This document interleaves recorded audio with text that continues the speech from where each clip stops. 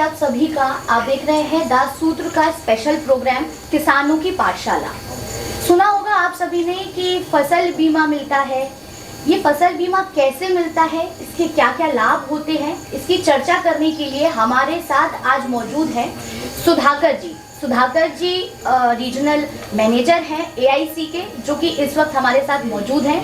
तमाम सारे किसान भाई भी हमारे साथ आज इस चर्चा में जुड़ेंगे, जो कि स्थानीय समस्या जो फसल बीमा को लेकर आ रही है उस पर हम बेहद ही रोचक इंटरेस्टिंग एक चर्चा करने वाले हैं। तो मैं सुधाकर जी के पास आऊँगी। सर, बहुत बहुत स्वागत है आपका।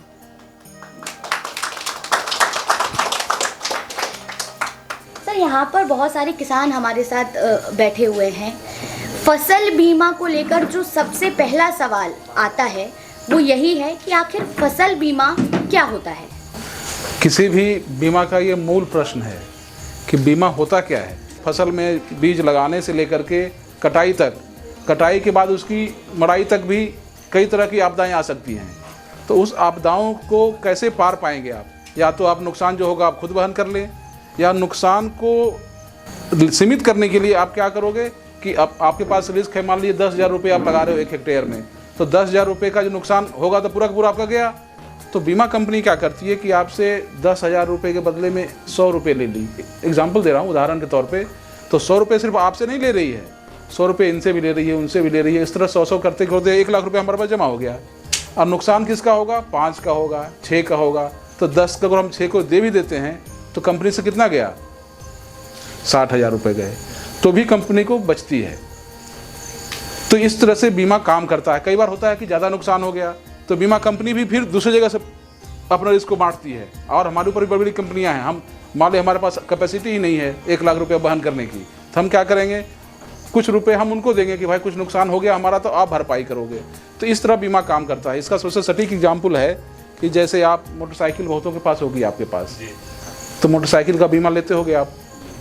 तो बीमा लेते हो तो क्या आप कब जाते हो बीमा कंपनी के पास? जब मोटरसाइकिल कहीं नुकसान होगी तभी ना। तो आप चाहते हो कि नुकसान हो? नहीं चाहते ना। फिर भी आप हर साल देते हो पैसे बीमा कंपनी को कि जब नुकसान होगा तब भरपाई होगी। बीमा यही है। उसी तरह फसल बीमा काम करता है। आप बीमा में पैसे दे रहे हो 100 रुपये, 200 रुपये, जितनी बार आप हर साल देते जा रहे हो, तो जब नुकसान होगा तब भरपाई होगी। ऐसा नहीं है कि आपने पैसे दिए, भाई मैंने तो पैसे दे दिए, अब हमको कुछ मिला नहीं। यही धारणा जो है समस्या पैदा करती है। यही धारणा बीमा का ही नियम है, जब नुकसान तब भरपाई। मतलब कि जहां आप पहले खड़े थे उसी स्थान पे आपको पुनः लाके बीमा खड़ा कर दे, ताकि आपको अगले साल खेती करने में कोई समस्या ना हो। सुधाकर जी ने ये समझाया कि फसल बीमा क्या होता है। अब आप में से कुछ लोग जिनके अपने सवाल हैं, मैं उनके पास आऊँगी। आप सर से अपना सवाल पूछ सकते हैं जिसका जवाब वो देंगे। तो सबसे पहले मैं आपके पास आऊँगी। आपका क्या नाम है? बिशन सिंह राजपूत। बिशन सिंह जी, आप अपना सवाल पूछिए। अरे बीमा के बारे में जो सर ने बताया वो बात सही बताई। समझ में तो आना चाहिए कि बीमा है क्या। लोगों ने हमें मालूम ही नहीं। यहाँ तो बीमा के पैसा मिले ही नहीं, रायसेन जिले में मिलते ही नहीं। जाते हैं लोग बाग, वापस आ जाते हैं कि आया ही नहीं बीमा, और गनमन और जिले में बढ़ जाते हैं। मतलब आपका कहना है कि आपको फसल बीमा का लाभ नहीं मिला है? बीमा लाभ की वस्तु नहीं है। अगर आप लाभ सोच रहे हो तो वो बीमा नहीं है। अगर कोई ये लाभ कह के बेच रहा है, समझा रहा है, तो आपको बेवकूफ़ बना रहा है। बीमा लाभ की वस्तु है ही नहीं। बीमा है दुर्घटना हुई तो दुर्घटना से जो क्षति हुई उसकी क्षतिपूर्ति करता है। आपको अगर 100 रुपया की मोटरसाइकिल, अगर कितना मोटरसाइकिल आती है आजकल, 1 लाख के करीब आ रही है, तो अगर मोटरसाइकिल का हेडलैम्प टूटेगा तो हेडलैम्प का ही पैसा मिलेगा। जितना क्षति हुआ उतना ही भरपाई होगा। मोटरसाइकिल पूरी चोरी हो गई तो पूरा मोटरसाइकिल का पैसा मिलेगा। उसी तरह फसल में नुकसान, अगर 10 क्विंटल मान लीजिए उपज हो रहा है, अगर 1 क्विंटल का नुकसान हुआ है तो 1 क्विंटल लागत अगर खेती करने में 10,000 है, उपज 10 क्विंटल होनी थी, और एक आपको 9 क्विंटल हो गई, तो नुकसान कितना हुआ? 10% हुआ। तो 10,000 का बीमा लिया हो आप, तो 10% ही मिलेगा, 1,000 रुपये मिलेंगे। अगर कुछ भी उपज नहीं हुआ तो पूरे 10,000 मिलेंगे। यही बीमा इस तरह से काम, जितना नुकसान उतना क्षतिपूर्ति। अगर आपको बीमा का पैसा नहीं मिला है, इसका मतलब कि आपके क्षेत्र में कोई नुकसान नहीं हुआ है। समस्या यही है हम किसान जो है जो खेती करते हैं हमका 2000 रुपये जो आता है वो पैसा मिलता है, बाकी वो नहीं मिलता है। तो मुझे ऐसा लग रहा है कि ये किसान सम्मान निधि की बात कर रहे हैं जी 2000 रुपये जो इंस्टॉलमेंट मिल रहे हैं। आप पहले आप देखें कि आपके खाते से पैसा डेबिट हुआ है कि नहीं बीमा के नाम पे। अगर आपका बैंक में खाता है तो बैंक की जिम्मेदारी है कि आपका, अगर इस क्षेत्र में तो शायद सोयाबीन और कौन सी फसल होती है, धान होती है, तो धान का तो सोयाबीन बहुत कम है, तो धान की खेती हो रही है तो धान का बीमा राज्य सरकार ने यहाँ अधिसूचित कर रखा होगा। तो धान के लिए जो प्रीमियम है वो आपके खाते से अधिकतम 2% ही कटेगा। 2% की राशि कटती है किसानों से, और इसकी जो प्रीमियम दर है करीब 6 से 7% होता है। तो क्या करती है ये भारत सरकार की योजना है। तो किसान सिर्फ अगर आपका बीमा 50,000 रुपये का है, 50,000 आपको खेती में लग रहा है, सम इंश्योर्ड इसको कहते हैं, बीमित राशि कहते हैं, कि जो खेती करने में पूरे 1 हेक्टेयर का जो लागत है वो आपकी बीमित राशि होती है, जो कि साधारणतः एवरेज करेंगे तो करीब 50,000 रुपये प्रति हेक्टेयर होता है। तो 50,000 का 2% कितना हुआ? 1,000 रुपये हुए।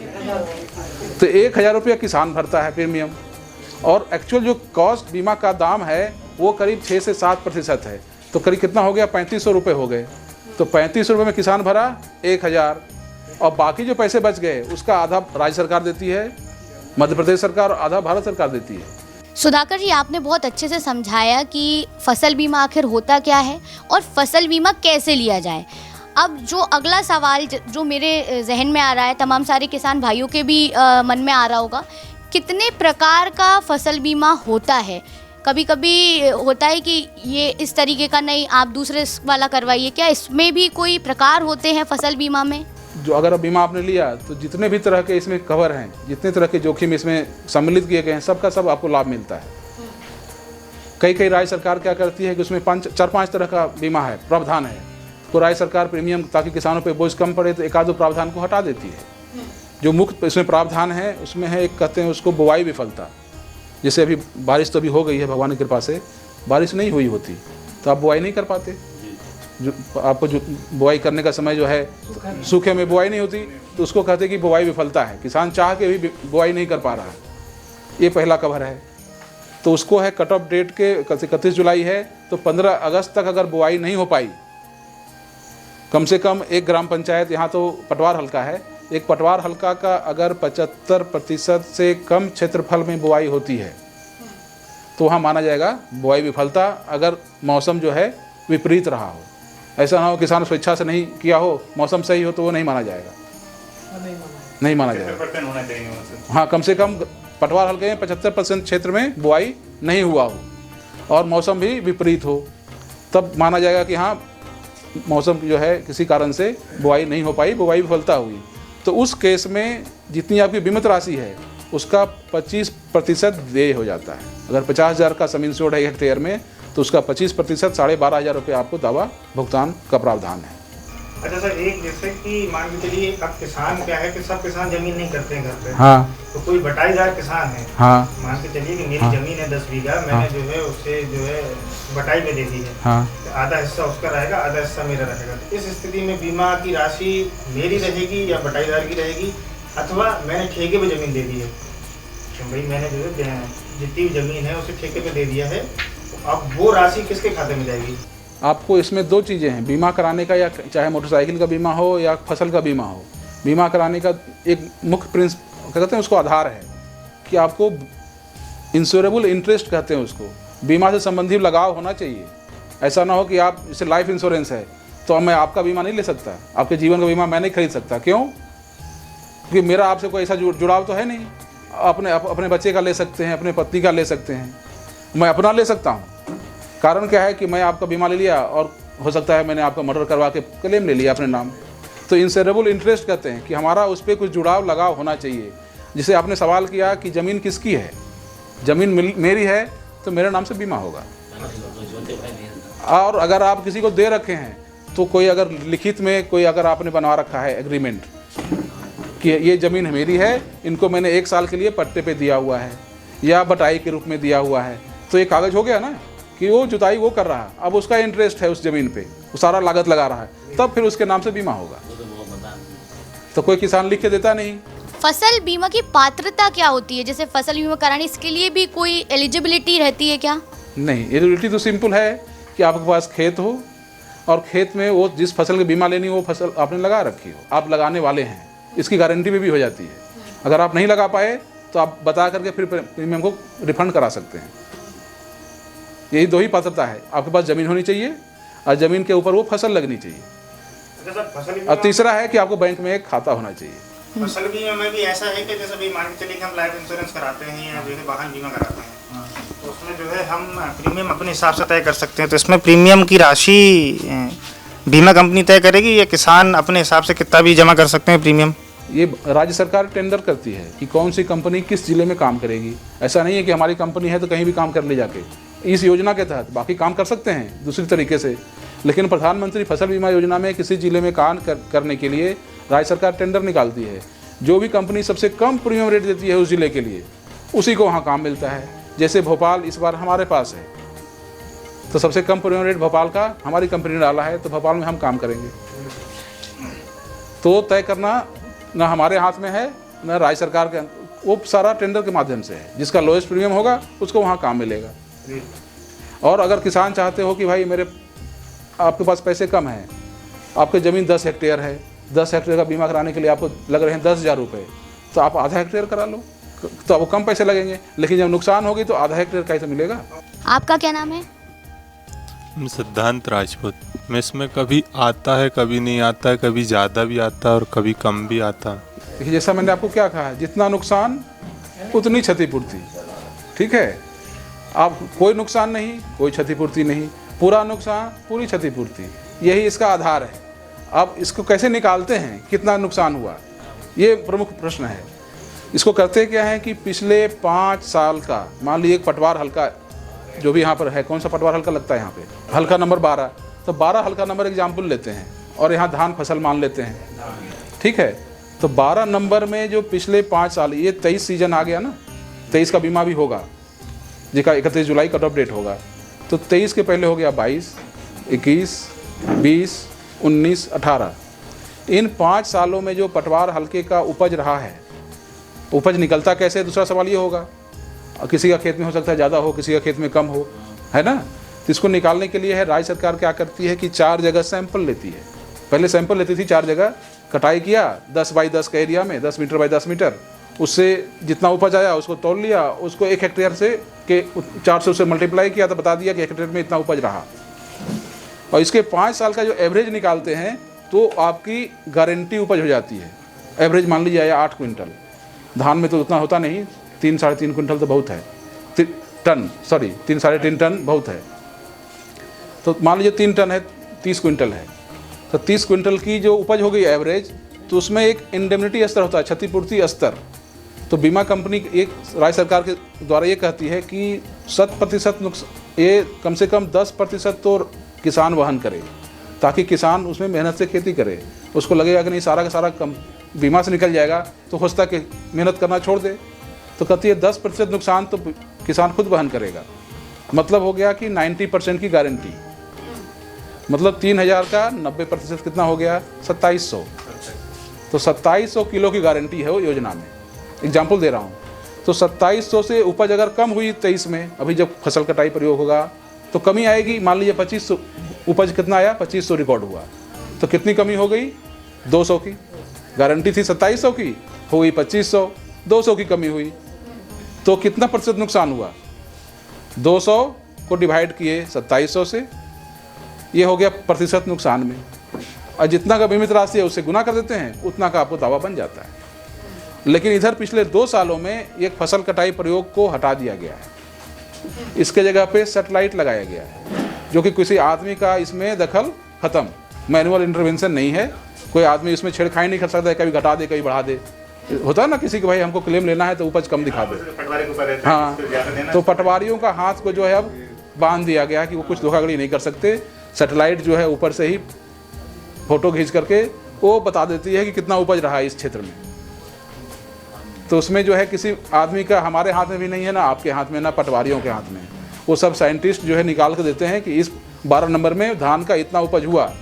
उपज में अगर 2700 की गारंटी है, उपज में अगर कमी रही, जितना कमी रही जो फार्मूला बताया उसके हिसाब से मिला, अगर 2700 या उससे ज़्यादा उपज आ गई तो फिर नहीं मिला। ये तो तमाम सवाल आपने जो जवाब दिए वो मूल समस्याएं थी, कुछ बहुत कॉमन प्रश्न थे जिनके आपने जवाब दिए। सर अब ये समझना चाहते हैं कि फसल बीमा कंपनी AIC कोई मान लीजिए कैसे काम करती है। अब देखिए इसमें हमारे कैसे काम करने का प्रश्न नहीं है, योजना का जो प्रावधान है उसे हमें लागू करना है। तो योजना के प्रावधान के तहत हमें हर तहसील में एक बंदा हमारा होगा जो कि तहसील लेवल पे, उसको तहसील लेवल की जो ऑफिस होती है ना, जो ADA होते हैं शायद, वहाँ वो बैठता है, वहाँ मिलता है और वो हर गांव में घूमता है बीच बीच में, और उसको गांव के घूम के खेत की फ़ोटो लेनी होती है। वो फ़ोटो फिर भेजा जाता है, जो हमें बताया ना कि साइंटिस्ट लोग बना के भेजते हैं, वो फ़ोटो भी आधार है।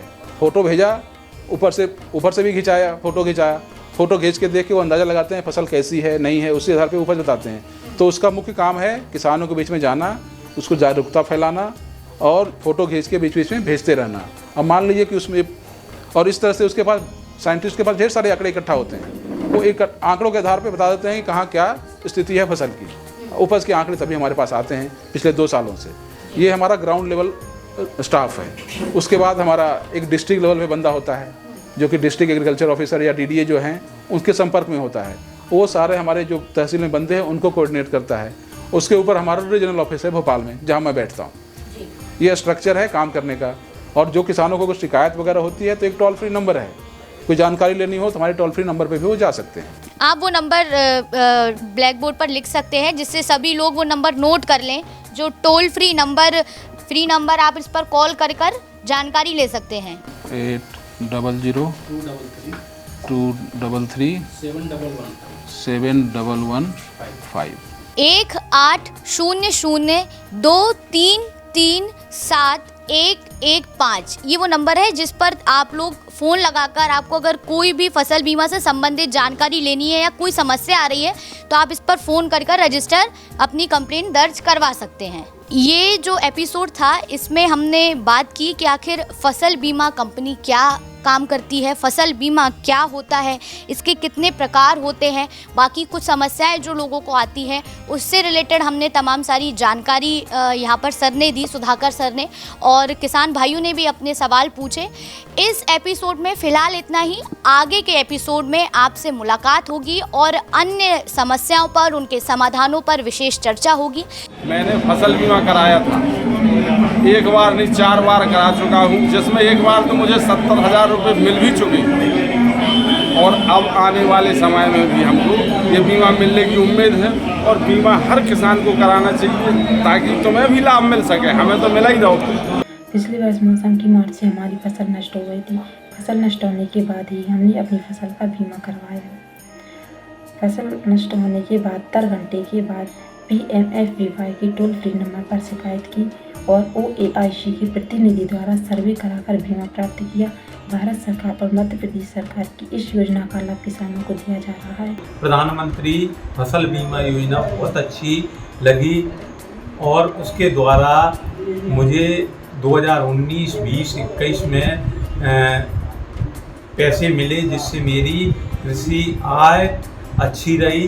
प्रधानमंत्री फसल बीमा बहुत अच्छी है। फसल बीमा पाठशाला का आयोजन किया गया है जिसमें बीमा कंपनी के प्रतिनिधि द्वारा फसल बीमा के बारे में जानकारी दी गई तथा है योजना बहुत अच्छी है। मुझे हर वर्ष बीमा का लाभ मिलता है।